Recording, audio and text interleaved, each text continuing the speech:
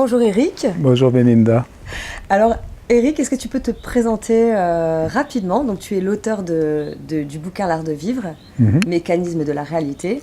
Est-ce que tu peux nous en dire plus pour les personnes qui ne te connaissent pas aujourd'hui sur toi? Je vais essayer de faire court. Oui. Je suis quelqu'un comme tout le monde et surtout ce qui m'a toujours intéressé dans mon parcours, c'est la réflexion, c'est comment fonctionne chaque chose, c'est un petit peu toutes les questions essentielles de la vie. Et voilà, donc des questions essentielles sont souvent les questions les plus simples, sont souvent les plus profondes aussi. Et donc il y a un aspect qui est de se poser des questions, et puis après il y a celui aussi de l'expérimenter. Et c'est justement dans ma vie, avec tout ce que j'ai expérimenté, qu'il est arrivé un moment où j'ai dit j'ai tellement d'informations en fait qu'il faut que je le partage, voilà. Ok. Qu'est-ce que tu faisais à la base avant d'être l'auteur de ce livre? Je suis sculpteur, donc je fais des œuvres sur pierre, sur toute pierre, et voilà. Par contre, dans mon parcours, j'ai commencé dans la restauration, je travaillais beaucoup dans l'animation, dans l'encadrement sportif, voilà, et puis la sculpture. D'accord. Et qu'est-ce qui t'a donné, comment as-tu eu l'idée de créer d'être l'auteur d'un livre, de créer un livre en fait? Je vais revenir à tout ce que j'avais besoin en fait de sortir. Ça a été un peu comme...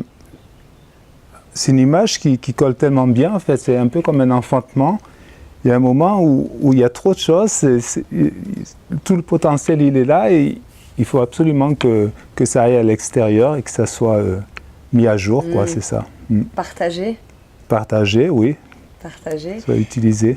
Alors, c'est un bouquin qui n'est pas en fait comme les autres, à mon sens en tout cas, parce que dans ce livre, il n'y a pas de ponctuation. Il y en a, mais il n'y a pas, par exemple, le point, qui est quelque chose qui définit quelque chose. Et là, on est dans un domaine, un sujet, où tout peut être mis en question. Donc, c'est des orientations et c'est pas rigide. Ça veut dire tout le monde a son point de vue et tout le monde a aussi sa façon de comprendre les choses. Ça fait que j'ai laissé une élasticité dans les choses et j'ai terminé, au lieu de mettre le point, j'ai terminé par 3 petits points, ce qui laisse la réflexion se faire derrière, oui. Donc ça veut dire qu'en réalité, il n'y a pas de point final, en tout cas... Tout à fait. C'est ça. Hein.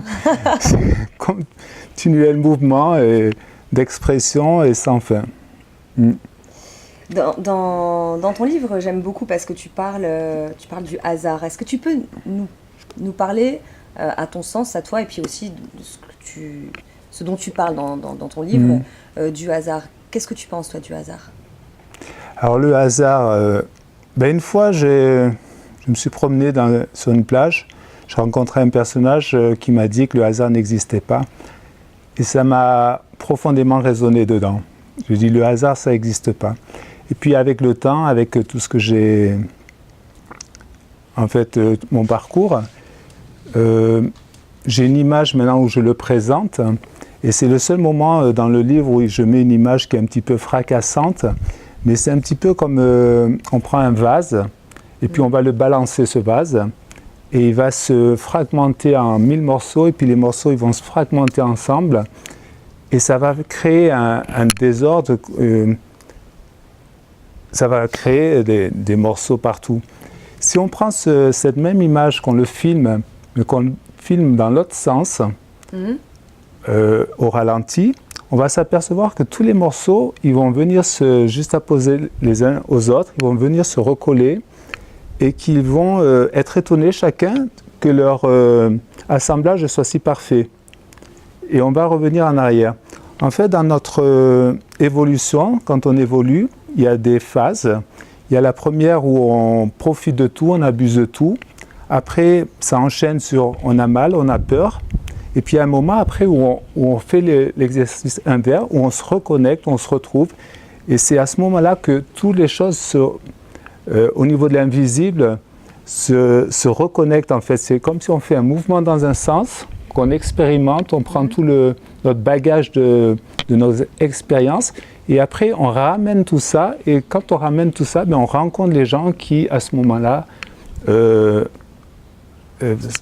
fait correspondent vraiment à notre assemblage, quoi, hein. Voilà. Donc j'aime bien cette image pour expliquer le... Ouais, c'est une bonne image et c'est vrai que parce qu'il y a certaines personnes en fait qui pensent qu'il y a un hasard, hein. En fait que voilà, c'est de la chance, il nous arrive des choses par chance ou voilà, c'est le hasard. Après, nous, on a vécu une expérience tous les deux. Aujourd'hui, on se parle, on fait une interview ensemble et je te remercie vraiment de pouvoir partager tout ça avec Merci avec aussi. nous. Parce qu'en fait, notre histoire aussi, pour parler du hasard, c'est que on s'est rencontrés il y a quelques mois. C'était une soirée Chamanique. Chamanique. Avec les tambours. Une soirée chamanique, donc avec les tambours. C'est une première pour moi. Et après ce stage, en fait, après ce moment, on ramène tous quelque chose à manger, puis on se partage un repas ensemble. Et Eric était à côté de moi à ce moment-là pour partager le repas, qui avait ramené donc des olives.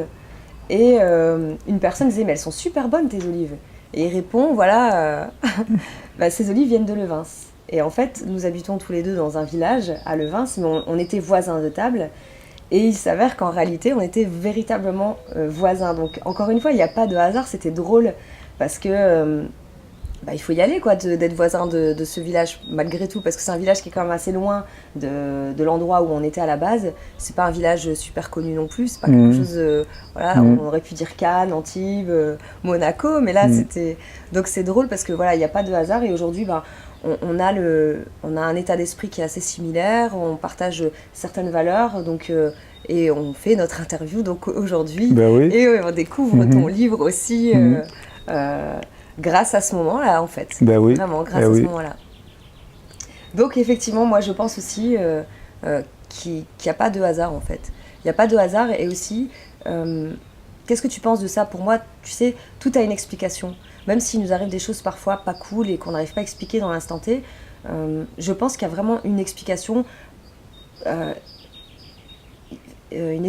Alors peut-être qu'on ne comprendra pas tout de suite, peut-être qu'on ne comprendra pas dans un an, peut-être que dans plusieurs années on se dira mais heureusement voilà que cette chose pas cool m'est arrivée parce qu'aujourd'hui ça me permet d'être à l'endroit où je suis aujourd'hui, de vivre la vie que je veux aujourd'hui par exemple. Qu'est-ce que tu penses de ça toi? Est-ce que tu es en accord avec ça? Alors je pense qu'il n'y a que des conséquences de ce que l'on engendre. Donc si on écoute les petits signes, on n'a pas les grands. Pour la maladie, pour les trucs comme ça. Les maladies, c'est bien sûr, on n'écoute pas et on insiste. En fait, on a perdu la connexion intuitive. Et c'est là toute notre histoire, c'est qu'on expérimente nos écarts intuitifs. Ça veut dire la vie, elle nous dit comment faire les choses, elle nous dit intuitivement. On sait que ça, c'est bien de les faire, on sait que ça, c'est pas bien. On a pris, il y a des milliers d'années, donc la responsabilité en fait, de faire des écarts. On a engendré le malin qui lui-même s'insère dans nos systèmes. Et après, on est parti avec ça et donc on engendre des tas de choses, des tas de désordres. Mais ce ne sont que des conséquences de ce que l'on engendre. Ça veut dire qu'il n'y a rien qui arrive aussi par hasard à ce niveau-là. Et tout a une raison. Une maladie, ça se soigne en comprenant pourquoi elle s'est créée. Donc il faut revenir à la base. À un moment, on a fermé quelque chose en nous, et puis on a insisté pour le fermer, puis au bout d'un moment, c'est dans le corps que ça continue à rester fermé, bloqué, puis au bout d'un moment, ça sort d'une façon. Et dans notre époque, on a aussi beaucoup le stress. La plupart des maladies, c'est tout ce qu'on n'ose pas faire. En fait, ça reste dedans, ça bloque, et puis on reste coincé avec ça, voilà. Et par exemple, si on a une maladie et qu'on arrive à comprendre les symptômes parce que, on se rend compte de certaines choses et on comprend, ou alors on a l'impression de comprendre peut-être, et cette maladie persiste. Non. En fait, il y a une retenue dans la maladie. Il y a quelque chose que, comme je dis, on tient. Si on comprend la maladie et là, OK, on lâche tout, eh bien, ça disparaît, en fait. C'est du jour au lendemain. C'est comme un sous-état d'hypnose. On peut avoir compris quelque chose d'un déclic. Une fois qu'on l'a pris, qu'on est dans l'acceptation, hop, tout est lâché et on se retrouve avec des résultats qui sont surprenants. C'est vraiment...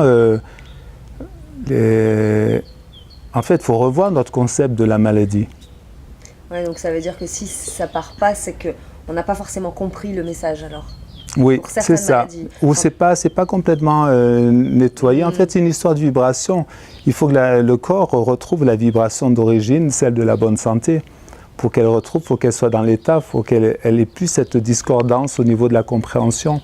Il ne faut pas qu'elle soit dans l'illusion non plus. Dans l'illusion, on ne comprend pas les choses. Et puis tant qu'on est dans l'illusion, on ne peut pas mettre à jour... on ne peut pas mettre... Je comprends. Voilà. Alors là, c'est une question qui est assez complexe en tout cas pour moi. Mais comment savoir quand c'est de l'illusion ou quand ça ne l'est pas pour toi? Oui. Alors l'illusion, bon, c'est quelque chose que l'on crée. De toute façon, quand on n'est pas dans l'illusion, déjà on le sait, parce que les choses sont claires, c'est la clarté. Voilà.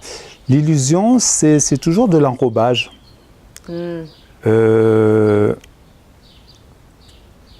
L'illusion, c'est bien la question, mais ça me prend un peu à court parce que comme je suis quelqu'un qui aime bien la réflexion, en fait, j'ai toujours aussi ce laps de temps au niveau de la réflexion. Et c'est ça qui est bien, c'est ça que j'aime. Voilà, je vais juste un petit peu en profiter pour, par exemple, les émotions sont construites sur des illusions. Ça veut dire des illusions que l'on croit. En fait, on a une croyance dans des systèmes illusoires et puis les émotions vont... Une émotion, c'est quand vraiment on adhère à une croyance qui est illusoire. Les choses ne marchent pas comme on le sent. Le cœur, lui, il sait comment doivent aller les choses. Et nous, notre analytique va le traduire différemment. Et il y a des choses qui ne vont pas. Après, pour la définition de l'illusion, c'est tromper quelqu'un, en fait. C'est lui faire croire que c'est vrai. Comment c'est... ben voilà, la réponse, elle arrive, en fait. C'est simplement... la meilleure des choses, c'est l'intuition, c'est de se reconnecter au niveau des intuitions. C'est comme la petite voix qu'on a tous les jours dans la tête. Par exemple, il nous arrive une aventure, spontanément on va faire quelque chose par rapport à ça, et puis de suite il y a la petite voix qui arrive qui dit non, ne fais pas ci, ne fais pas ça. Ça va te coûter de l'argent, ou les autres te regardent, etc. Donc au début, on a la spontanéité et on a le côté du cœur, le cœur qui parle, qui dit je vais faire ça, je vais aider, par exemple. Et après, il y a tout ce côté égo, l'égocentrisme, qui prend le dessus. Alors l'illusion, c'est un petit peu pareil.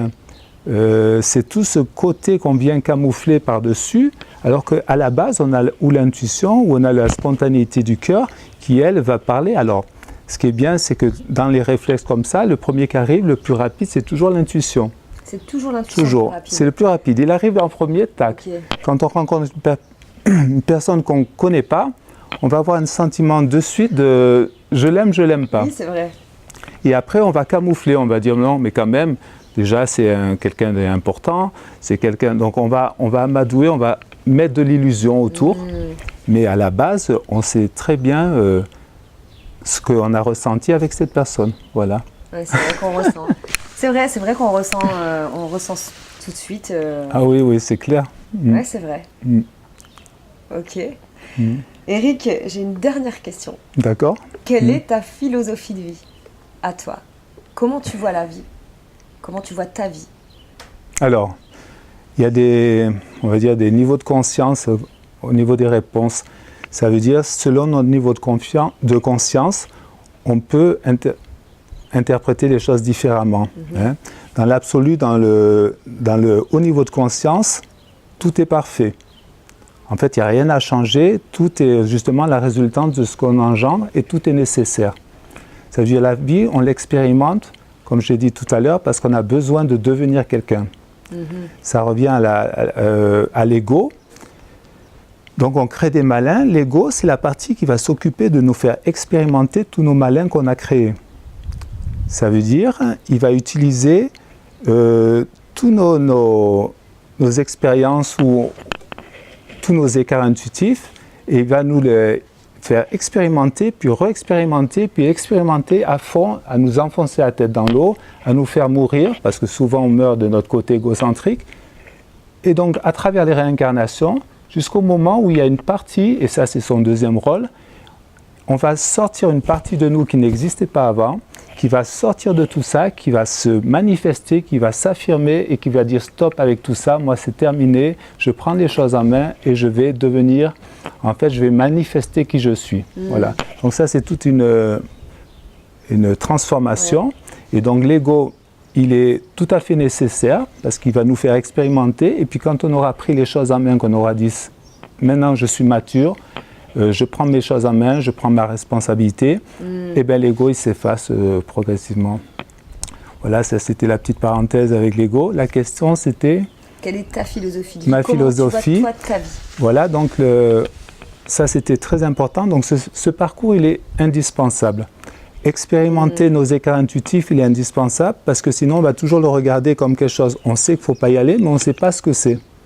Là, on va expérimenter. On s'est tous engagés dans cette aventure. On expérimente à fond. Il y a des étapes. La première, j'abuse de tout, je profite de tout. La deuxième qui va avec, j'ai mal, j'ai peur. La troisième, c'est je remonte. En fait, je remonte, je me reconnecte et j'arrête de faire le con. En fait, c'est à peu près ça. La vie, le message, c'est il faut toujours, mais vraiment toujours s'amuser avec tout parce que c'est là où on est le plus performant. Il faut s'amuser, il faut jouer, c'est la joie, c'est la bonne vibration, c'est la connexion avec les autres, la connexion avec la nature, c'est le respect de tout. Là, on ne se perd pas. La pensée, elle est créative, on est dans des mondes pensés, donc la pensée, il faut toujours qu'elle soit positive. Il ne faut pas se nourrir de choses qui ne vont pas. Alors, quand ça ne va pas, ou je me retrousse les manches et je vais faire quelque chose, ou sinon je mets ma pensée dans des choses qui sont positives. Voilà, c'est comme ça. Et comme je dis à la fin du livre, comme on engendre le malin dans notre expérience, eh bien, il faut sortir le malin de tous nos systèmes et de tout notre... il faut arrêter d'être malin. Il faut arrêter d'être malin. Ok, très bien. J'espère que cette interview vous a plu. Merci beaucoup, Eric. Ouais, avec plaisir. Est-ce que tu peux nous dire, s'il te plaît, où on peut te retrouver pour les personnes qui voudraient en savoir plus sur ton bouquin et en savoir plus sur toi? Où peut-on te retrouver? Bon, le livre, on le trouve sur Amazon. On peut aussi l'avoir sur mon site, donc le site l'artdevivre.com. L'artdevivre.com. Alors, il y a un tiret, le petit tiret du milieu. Entre chaque vous avez trouvé en lien, je vous mettrai, je vous mets en lien sur la vidéo quelque part. Après, je fais quelques conférences et puis je fais des ateliers de réflexion à la maison une fois par mois. Donc c'est en cours. Par contre, je suis aussi disponible pour aller me déplacer aussi pour faire des... Voilà, donc si... Très bien. Quelques personnes ont des idées dans ce sens-là, c'est intéressant aussi. Tu te déplaces partout, tu te déplaces où? Ah ben je peux me déplacer n'importe où, bien sûr. Il faut En France? Oui, mais même je peux me déplacer. Je ne suis pas du tout arrêté pour le déplacement. Génial, ok. Ce qu'il faut, c'est que, bien sûr, je m'y retrouve. Bien sûr. Oui, okay. Mais avec plaisir. Ouais. Ok, très bien. Bon, eh ben merci, Eric. Merci, Belinda, c'était super. Merci. Allez, je vous dis à très bientôt pour une prochaine vidéo. Bye bye les amis.